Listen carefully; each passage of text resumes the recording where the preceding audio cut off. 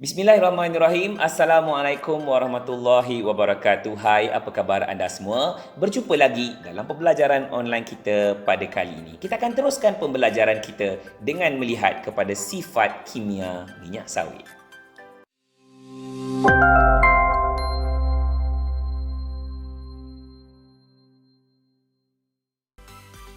Okey, minyak sawit ini adalah sebenarnya sejenis sebatian karbon dan sebagaimana sebatian karbon yang lain, minyak sawit ini juga boleh mengalami beberapa tindak balas tertentu. Antara lain, pertama, minyak sawit ini boleh mengalami proses pengoksidaan. Apakah itu pengoksidaan? Pengoksidaan ini adalah minyak sawit tersebut akan bergabung ataupun bertindak balas dengan oksigen. Hasil daripada pengoksidaan ni, dia akan menghasilkan radikal bebas dan juga sebatian yang berbahaya kepada kesihatan manusia. Ini macam minyak yang dah digunakan tu memang dah mengalami proses pengoksidaan. Jangan gunakan minyak yang dah digunakan berulang kali.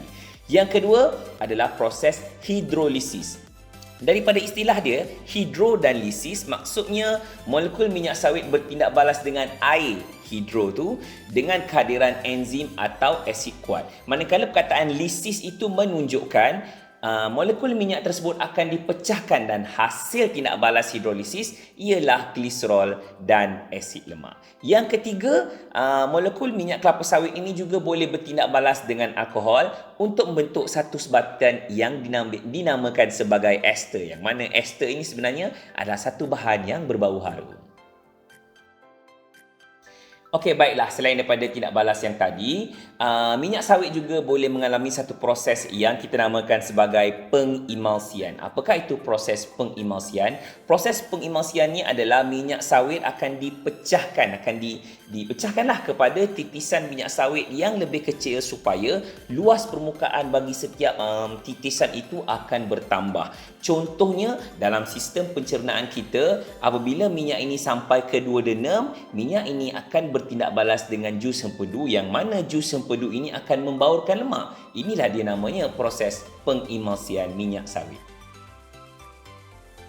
Okey, baiklah. Kita dapat lihat dalam video yang ada kat sebelah ini, bahan yang ada dalam cawan, dalam mangkuk tu adalah jus hempedu yang fresh lah, yang kita dapat daripada sistem pencernaan. So, kalau jus hempedu ini, apa yang kita buat ialah kita campurkan dengan minyak, dan satu lagi minyak tu kita campurkan dengan air, kemudian kita kacaukan.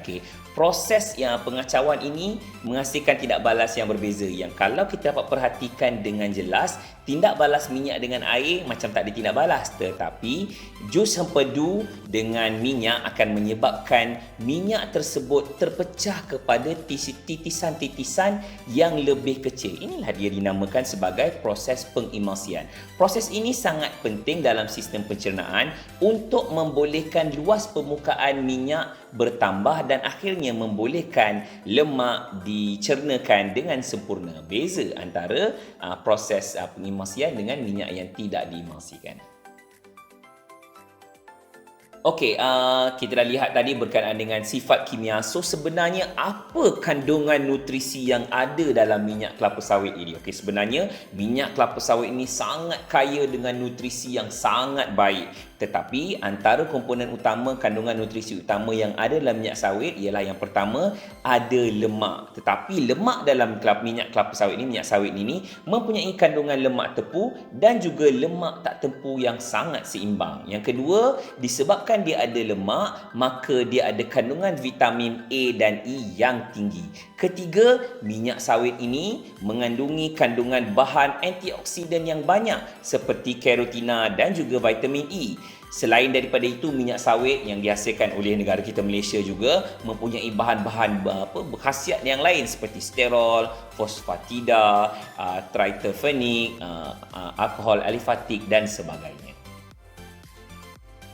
Selepas kita melihat berkenaan dengan sifat kimia juga kandungan nutrisi yang ada dalam minyak sawit ini. So, minyak sawit ni apa guna dia? Okey, minyak sawit ni sebenarnya ada kegunaan dia, kita boleh bagikan kepada dua jenis. Yang pertama, sebagai bahan makanan, dan yang kedua dalam industri yang bukan makanan. Sebagai bahan makanan, kita tahulah disebabkan minyak sawit ini kaya dengan nutrien, so kita gunakan dia dengan pelbagai tujuan. Antara lain, kita gunakan dia sebagai minyak masak, kita gunakan dalam proses pembuatan margarin, proses pembuatan coklat dan sebagainya. Okey, untuk kegunaan yang kedua dari segi bahan bukan makanan, minyak sawit ini digunakan dalam suplemen kesihatan, dalam pembuatan suplemen kesihatan, juga digunakan dalam pembuatan bahan kosmetik dan juga sabun.